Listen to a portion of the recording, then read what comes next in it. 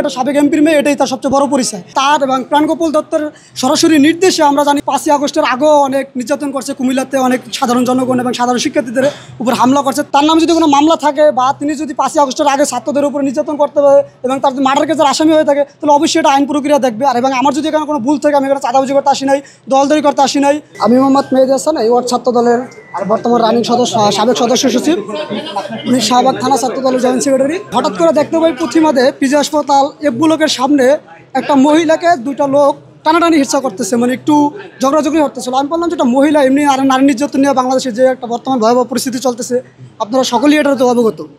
তো ওই মুহূর্তে আমি দাঁড়া করালাম মহিলাটা, যে আপু কী হয়েছে? তো ওনার শাখা সিঁদুর পরা, তো আমি বুঝছি যে হিন্দু। তো বললাম দিদি কোনো সমস্যা? বলে হ্যাঁ দেখেন তো আমার কী জন্য আটকাইছে।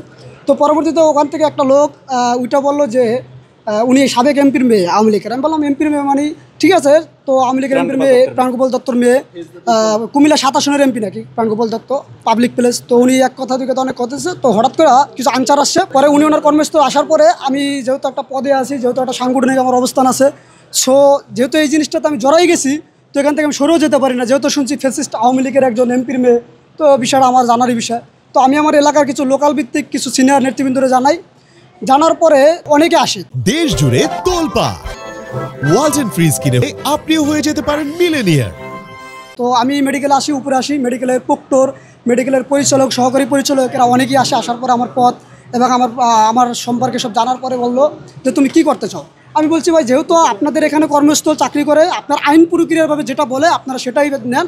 যেহেতু তার কর্মস্থল, আমি এখানে হ্যাঁ তার নামে মামলা আছে এবং সে লাস্ট 5ই আগস্টের আগেও অনেক নির্যাতন করছে, কুমিল্লাতে অনেক সাধারণ জনগণ এবং সাধারণ শিক্ষার্থীদের উপর হামলা করছে। তার এবং প্রাণগোপাল দত্তের সরাসরি নির্দেশে আমরা জানি অনেকগুলো রিপোর্ট বেরোয়েছে ওই এলাকায় চাঁদাবাজি থেকে শুরু করে, এবং লাস্ট ছাত্রছাত্রীর উপরে যে আন্দোলনটা লাস্ট কুমিল্লা সদরে যে কয়েকটা লোক মারা গেছিলো ছাত্ররা, তো ওটা মেবি 3 তারিখে না 2 তারিখে ওই আন্দোলনের সাথে সরাসরি যুক্ত ছিল তার মেয়ে এবং তার ভাতিজা, তার চাচা আর তার ভাই, আপন ভাই, এনে সবার নামে মামলা আছে। তো যে লোক টানা ইচ্ছা করছিল ওই লোক হলো একজন বাদী, যা হচ্ছে তিনি একটা সাবেক এমপির মেয়ে, এটাই তার সবচেয়ে বড় পরিচয়। এবং তার নামে যদি কোনো মামলা থাকে বা তিনি যদি 5ই আগস্টের আগে ছাত্রদের উপর নির্যাতন করতে পারে এবং তার মার্ডার কেসের আসামি হয়ে থাকে, তাহলে অবশ্যই এটা আইন প্রক্রিয়া দেখবে। আর এবং আমার যদি এখানে কোনো ভুল থাকে, আমি এখানে চাঁদাবাজি করতে আসি নাই, দলদারি করতে আসি নাই, এবং কেউ আমার প্রমাণও দিতে পারবে না, এবং আমি এই বিষয়টাতে জড়িতও না।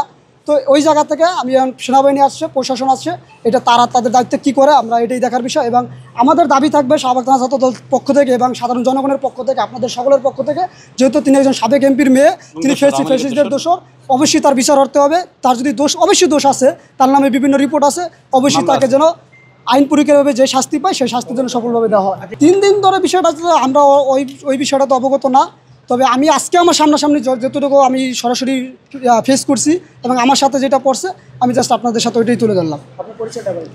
আমি শাহবাগ থানা 21 নং ওয়ার্ড ছাত্র দলের সদস্য সচিব।